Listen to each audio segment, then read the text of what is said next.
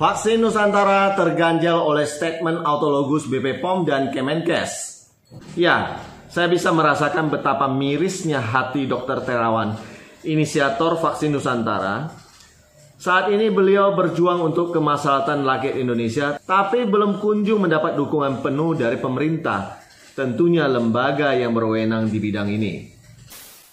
Pagi ini berita di beberapa media sosial memuat headline, vaksin Nusantara bersifat autologus. Yakin, Turki memesan 5 juta. Ya maksudnya 5 juta dosis.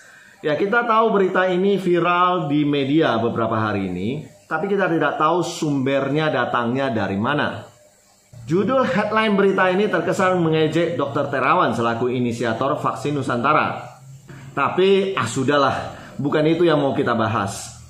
Saya hanya merasa aneh, iya sangat-sangat aneh dengan pernyataan kompak BP POM dan Kemenkes yang menyatakan bahwa vaksin Nusantara bersifat autologus. Artinya hanya bisa dikembangkan secara personal, tidak bisa dipasarkan, tidak bisa dikomersialkan, dan tidak bisa dilakukan secara massal. Dan pelayanannya bersifat penelitian terbatas. Lihat ya berita-berita yang saya lampirkan di konten YouTube saya ini. Ya, saya sontak mencari tahu maksudnya autologus itu seperti apa. Setelah saya cari-cari di media, akhirnya saya menemukan bahwa cara membuat antigen untuk vaksin ini adalah dengan mengambil sel dendritik sampel darah dari masing-masing pasien, dikembangkan vaksinnya, baru kembali disuntikan kepada pasien tersebut.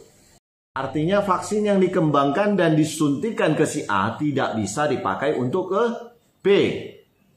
Nah, jika demikian bukannya tambah aneh pernyataan kompak BP POM dan juru bicara Kemenkes. Saya yakin ini bukan pekerjaannya Pak Budi Sadikin, karena saya yakin beliau adalah menteri yang sangat capable.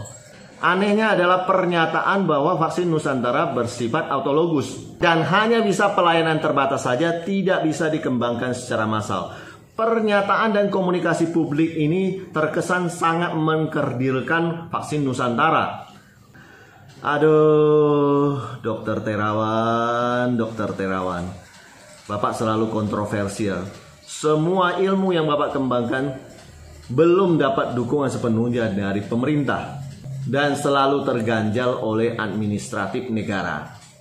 Saya cuma heran aja, apakah lembaga negara ini tidak pandai melakukan komunikasi publik? Nah, jika iya, mereka-mereka ini harus diberikan training komunikasi publik yang benar. Atau malah sengaja berkomunikasi seperti itu untuk mengganjal vaksin Nusantara. Teng, teng, teng. Nah, yang seharusnya menurut saya yang dikomunikasikan oleh BP POM dan Kemenkes kepada publik adalah apakah metode yang dipakai oleh Dr. Terawan ini dalam membuat vaksin Nusantara ini aman dan bisa dipakai oleh seluruh rakyat Indonesia. Ini yang perlu dipertanyakan. Jelas-jelas publik Indonesia menunggu jawaban ini.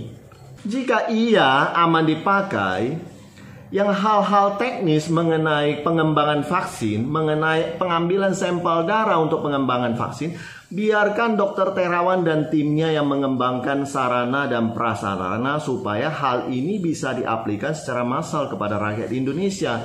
Yang perlu diketahui oleh publik itu, apakah ini aman dipakai? Jika aman dipakai, maka publik akan mau pakai vaksin Nusantara ini. Dan jika banyak yang mau pakai vaksin ini, bukannya ini menjadi massal. Logikanya di mana pernyataan kompak BP POM dan Kemenkes ini yang menyatakan bahwa vaksin ini tidak bisa dikembangkan secara massal? Nggak ada logika. Dan masalahnya ini dinyatakan kepada publik. Maka publik memahami bahwa ya vaksin Nusantara itu nggak ada harapan lagi.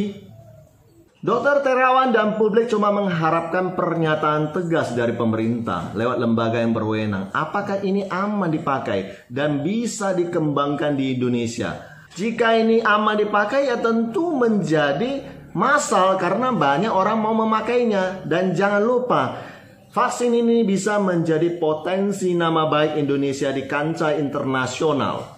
Ini poin yang harus kita pertimbangkan. Nah, Disinilah saya merasa BP POM dan Kemenkes jangan menggunakan istilah yang membingungkan masyarakat. Benar bahwa secara teknis pembuatan vaksin itu bersifat autologus atau personal. Tapi bukan berarti tidak bisa dikembangkan secara massal. Bukan berarti tidak bisa dipakai oleh seluruh rakyat Indonesia. Kan cuma teknis pembuatan vaksinnya saja yang berbeda. Aduh, nggak ngerti gua. Antara tidak pandai berkomunikasi secara publik atau ada udang di balik bakwan. Ya kita tidak tahu lah ya. Rahasia umum katanya. Kenyataannya banyak hal di negara kita yang menjadi rahasia umum. Bah, rahasia kok bisa umum? Cuma di republik ini aja yang ada seperti itu. Saya kok jadi teringat metode DSA atau bahasa awamnya metode terapi cuci otak yang dulu menjadi kontroversi antara Dr. Terawan dan ID. Padahal metode ini banyak dipakai oleh pejabat negara dan banyak pengakuan akan manfaatnya. Nah, bingung kan? Polanya hampir sama. Kenapa ya? Seolah-olah di negeri ini kreativitas itu tidak dihargai, tidak didukung. Nanti ketika diakui oleh negara lain, kita baru ribut. Oh, itu punya kita. Oh, itu punya saya. Entahlah. Kadang orang yang diberi kuasa dalam lembaga berwenang pemerintahan ini, selain pinter, harus berani membuat terobosan. Ya, jangan hanya semata-mata menafsir kalimat yang ada di dalam undang-undang saja. Atau fatalnya malah bersembunyi di balik bakwan sambil menunggu udang. Konsultan klaim asuransi untuk Indonesia hebat.